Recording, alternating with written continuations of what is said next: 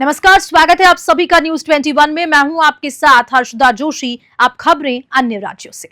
संभल सांसद जियाउर रहमान बर्क ने बीजेपी पर निशाना साधते हुए महाराष्ट्र विधानसभा चुनाव के लिए जारी घोषणा पत्र को हवाई जुमलेबाजी बताया। उन्होंने कहा कि बीजेपी के द्वारा दी जा रही सरकारी नौकरियां और बहनों को 2100 रुपए की मदद महज झूठी वादी है।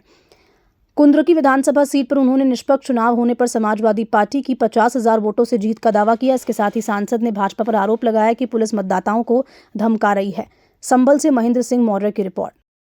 में चुनाव चल रहे हैं, ऐसे में बीजेपी का घोषणा पत्र जारी हुआ है जिसमें उन्होंने लाखों में नौकरियां देने की बात की है, साथ में महिलाओं को 2100 रुपए का मुआवजा देने की भी बात की है। इसको क्या देखते हैं महाराष्ट्र में जो घोषणा पत्र जारी करा बीजेपी? ये घोषणा पत्र सिर्फ हवाई घोषणा पत्र है, क्योंकि मैं पूछना चाहता हूँ अब तक वहाँ पर सरकार बीजेपी गठबंधन की थी, तो अब तक क्यों नहीं दे पाए वहाँ पर नौकरियां? क्यों अब तक गरीब लोगों की जो पेंशन या जो सहायता करना चाहते थे अब तक क्यों नहीं दे पाए? केंद्र सरकार के अंदर सरकार बने हुए इनकी 10 साल के अलावा 11वां साल चल रहा है। किसने रोका इनको? और बहुमत की सरकार रही 10 साल, क्यों नौकरियां नहीं दी? क्यों महंगाई नहीं घटाई? क्यों भ्रष्टाचार खत्म नहीं हुआ? क्यों लोगों की मदद गरीबों की क्यों नहीं की गई? क्यों उनकी पेंशन को नहीं बढ़ाया गया? ये सिर्फ जुमलेबाजी है, इससे ज्यादा और कुछ नहीं।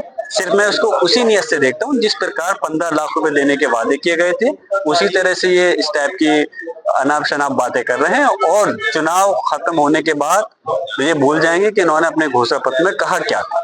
उत्तर प्रदेश में 9 सीटों पर उपचुनाव हो रहा है, जिसमें कुंदरकी विधानसभा भी है, जिसमें आप पहले वहाँ के विधायक भी रहे। लेकिन देखा जा रहा है उत्तर प्रदेश में रैलियां योगी आदित्यनाथ कर रहे हैं, वो लगातार सपा पे हमला कर रहे हैं। अभी उन्होंने कहा है कि सपा के जो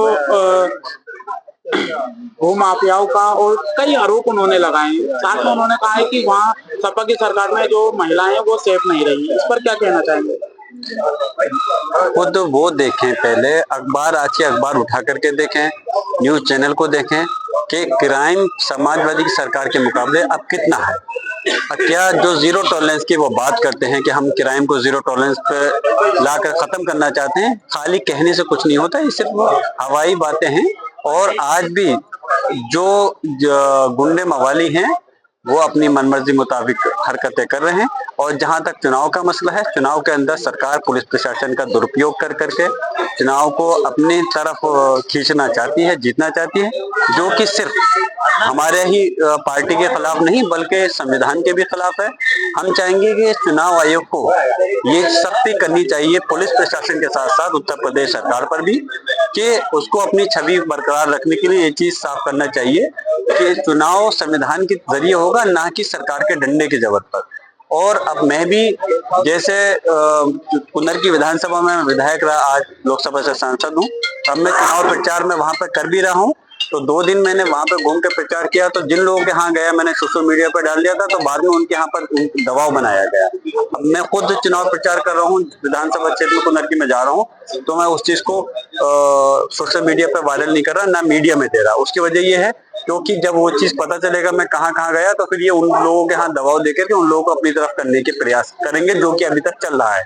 इसलिए हम अपना प्रचार कर रहे हैं और हमें उम्मीद है समाजवादी पार्टी के अगर जब चुनाव ईमानदारी से अगर धांधलीबाजी ये नहीं करेंगे तो हमारी विधानसभा की कुंदरकी सीट 50,000 वोटों से